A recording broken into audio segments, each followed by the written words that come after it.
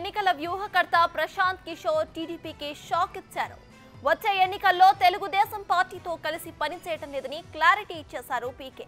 ఓ ఇంటర్వ్యూలో టీడీపీతో కలిసి పనిచేసే విషయంపై అడిగిన ప్రశ్నకు బదులిచ్చారు.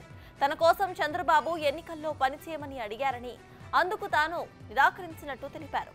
అయితే చంద్రబాబు కామన్ ఫ్రెండ్ కాబట్టే ఇదే విషయాన్ని చెప్పడం కోసం విజయవాడకు వచ్చినట్టు తెలిపారు. ఒక్క టీడీపీకే కాదు, ఏ పార్టీ కోసం కూడా తాను పని చేయనని స్పష్టంగా చెప్పారు ప్రశాంత్ కిషోర్. विजयवाड़ा गए थे, चंद्रबाबू नायडू से मिलने गए थे। जी जी। इसलिए कि हमारे हम दोनों के एक कॉमन मित्र हैं जो बड़े नेता हैं, उनका ऐसा मानना था कि एक बार आप उनसे मिल लीजिए। बहुत दिनों से ये मीटिंग पेंडिंग थी, तो मैंने उनको जाकर ये कहा। और चूंकि आंध्र के पिछले चुनाव में मैंने वाईएसआरसीपी जगनमोहन रेड्डी की मदद की थी, तो चंद्रबाबू नायडू जी का ऐसा कहना था कि इस बार मैं उनकी मदद करूं। मैंने जाकर मिलकर ये बात स्पष्ट कर दी कि मैंने वो काम छोड़ दिया है, मैं वो काम कर नहीं सकता हूं और मेरी आंध्र के चुनाव में कोई भूमिका नहीं है, ना उनके पक्ष में ना किसी के विपक्ष में। और ये बात मुझे एक हम लोग के जो कॉमन मित्र हैं उन्होंने कहा कि आप मिलकर अगर ये बात बता दीजिए। मैंने कहा मुझे कोई दिक्कत नहीं, मैं जाकर मिलकर उनको बता दिया मैंने। ప్రముఖ ఎన్నికల వ్యూహకర్త ప్రశాంత్ కిషోర్ టీడీపీకి పనిచేయడం లేదంటూ షాకింగ్ కామెంట్స్ చేశారు. వీటి గురించి సంబంధించిన పూర్తి డీటెయిల్స్ ను మా ప్రతినిధి శివ అందిస్తారు. శివ, చెప్పండి. మనం చూస్తే ప్రశాంత్ కిషోర్ అయితే టీడీపీకి మాత్రమే కాదు, ఇక ఏ పార్టీకి కూడా పనిచేయడం లేదంటూ కూడా ఆయన క్లారిటీగా చెప్పడం జరిగింది. దీన్ని ఎలా చూడొచ్చంటారు?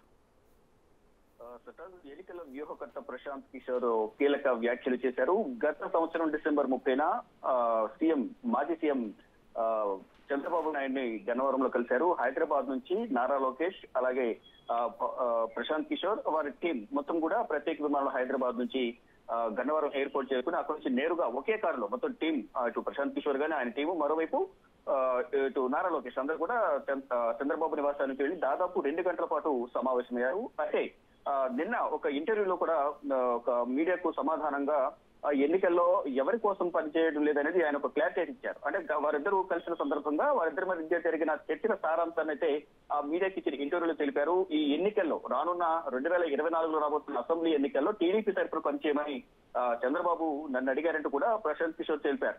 అయితే నేను ఆ పని వదిలేశాను, ఎప్పుడు వదిలేశానో, సొంతగా ఒక రాజకీయ పార్టీ కూడా బీహార్ లో తాను పెట్టుకున్నారు. గత ఎన్నికల్లో 2019లో వైసీపీకి ఆయన ఎన్నికల వ్యూహకర్తగా పనిచేశారు. ఆయన వ్యూహాల వల్ల గతంలో వైసీపీ అధికారంలోకి వచ్చింది. కానీ ఇప్పుడు నేను ఏ పార్టీకి కూడా ఈ ఎన్నికల వ్యూహకర్తగా పని చేయడం లేదు, మీకు కూడా పని చేయలేను అంటూ కూడా చంద్రబాబుకు చెప్పానంటూ కూడా ప్రశాంత్ కిషోర్ తెలిపారు. అయితే కామన్ గా అంటే ముందే చెప్పారు, కానీ ఒక ఇద్దరి మధ్య కామన్ ఫ్రెండ్ ఒకరున్నారు, సీనియర్ రాజకీయ నాయకులు. ఆయన చెప్పడం ద్వారా కలిసి ఒక క్లారిటీ అయితే ఇవ్వండి అని చెప్పిన నేపథ్యంలోనే నేను చంద్రబాబును కలిసి ఒక క్లారిటీ అయితే ఇచ్చారు. కానీ ఇప్పుడు నేను ఆంధ్రప్రదేశ్ లో ఏ ఒక్కరి తరఫున నేను పనిచేయడం లేదు, ఇటు వైసీపీ తరఫున కానీ, ఇటు టీడీపీ తరఫున కానీ, వేరే ఎవరి తరఫున కూడా నేను పని చేయడం లేదనేది ప్రధానంగా ప్రశాంత్ కిషోర్ అయితే ఒక క్లారిటీ ఇచ్చారు. కానీ అసలు ఏం జరిగింది, చర్చల సారాంశం ఏంటి, ఇద్దరి మధ్య దీనికి సంబంధించి ఎన్నికల వ్యూహకర్తగా తమ పార్టీ తరఫున పనిచేయాలని చంద్రబాబు అడిగారా, లేదా ఇతరత్ర ఏమైనా చర్చలు ఏమైనా జరిగాయనేది కూడా మనకు తెలియాల్సింది. కానీ అధికారికంగా ఇప్పటి వరకు ఎవరు కూడా డిసెంబర్ 30న ఇద్దరు కలయిక జరిగింది. కానీ తర్వాత ఇటు అధికార వైసీపీ మాత్రం టీడీపీపై విమర్శల అస్త్రాలైతే సంధించారు. కానీ దానికి సంబంధించి ఇప్పటి వరకు అసలు చర్చల సారాంశం ఏంటి, ఇద్దరి మధ్య ఎటువంటి చర్చలు జరిగాయి, ఏ విధమైన సంభాషణలు జరిగాయో దాని మాత్రం అధికారిక క్లారిటీ లేదు. కానీ 23 రోజుల తర్వాత ఒక మీడియా అడిగిన ప్రశ్నకు మాత్రమే ప్రశాంత్ కిషోర్ సమాధానంగా చంద్రబాబు నన్ను ఆ పార్టీ తరఫున పనిచేయమని అడిగారు, కానీ నేను పనిచేయనని చెప్పాను. ఏపీలో ఏ పార్టీకి నేను పనిచేయను, దేశవ్యాప్తంగా ఏ పార్టీకి కూడా నేను పనిచేయడం లేదు, నేను సొంతగా పార్టీ పెట్టుకున్నాను అని మాత్రమే నేను అక్కడ చెప్పినట్లుగా కూడా ఆయన సంభాషణ కూడా మన బిగ్ టీవీ స్క్రీన్ మీద మనం ఇప్పటి వరకు చూసాం. అయితే ఇప్పుడు అధికారికంగా ప్రశాంత్ కిషోర్ ఇచ్చిన క్లారిటీకి టీడీపీ నుంచి ఎటువంటి సమాధానం వస్తుంది, అంటే నిజంగా అటువంటి సంభాషణ జరిగిందా, అసలు ఎటువంటి విషయాలు చర్చకు వచ్చాయనే దానికి కూడా క్లారిటీ వస్తుంది. ప్రశాంత్ కిషోర్ దీనిపై ఒక కీలక వ్యాఖ్యలు అయితే చేశారు. కాబట్టి ఇటు టీడీపీ నుంచి కూడా మనం ప్రతి స్పందన అయితే మనం చూడాల్సింది. ఇప్పటి వరకు అయితే టీడీపీ నుంచి ఎవరు కూడా దీనిపై ఒక క్లారిటీ ఇవ్వడం కానీ స్పందించడం కానీ ఇప్పటి వరకు జరగలేదు. అంటే డిసెంబర్ 30న గన్నవరం వచ్చారు, చంద్రబాబు నివాసానికి దాదాపు 2 గంటల పాటు మొత్తం ఇటు ఐపాక్ టీం కానీ, ఇటు చంద్రబాబుతో నారా లోకేష్, ఇటు ప్రశాంత్ కిషోర్ టీం అందరూ కూడా ఒకే వెహికల్ వెళ్ళి అక్కడ చర్చించిన పరిస్థితి కనిపించింది. కానీ అప్పుడు కూడా మళ్ళీ రిటర్న్ వచ్చిన సందర్భంలో మర్యాదపూర్వకంగా మాత్రమే కలిశాను, ఇటువంటి విషయాలు చర్చకు రాలేదని గతంలో కూడా చెప్పినప్పటికీ మాత్రం అంటే మర్యాదపూర్వకం కలవడానికి ప్రత్యేక విమానంలో హైదరాబాద్ నుంచి గన్నవరం రావడం, అది కూడా ఒక సీనియర్ రాజకీయ నాయకుడి ప్రోత్సాహంతో, అంటే ఇద్దరి మధ్య ఒక రాజకీయంగా కామన్ ఫ్రెండ్ ఉన్నారు. ఆ కామన్ ఫ్రెండ్ ఎవరు అనేది కూడా ఇప్పుడు తీవ్రమైన చర్చ కొనసాగుతుంది. కానీ ఆ వచ్చిన ప్రత్యేక విమానం మాత్రం బీజేపీ రాజ్యసభ ఎంపీ, మాజీ టీడీపీ నేత సీఎం రమేష్ ఆ ప్రత్యేక విమానంగా కూడా ఆయనకు ఒక ఫ్లైట్ ఉంది. ఆ ఫ్లైట్ లోనే వచ్చినట్టుగా కూడా మనకైతే ఒక సమాచారం అవుతుంది. కానీ ఆ కామన్ ఫ్రెండ్ ఎవరు అనేది మాత్రం చూస్తే ఆ సందిగ్ధత నెలకొంది, పలు ఊహాగానాలు అయితే తెరలేస్తుంది.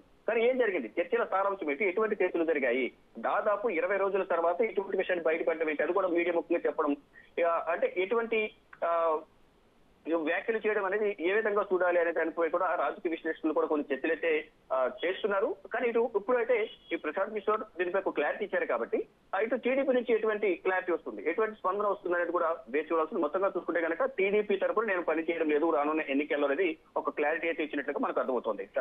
Right, thank you Shiva.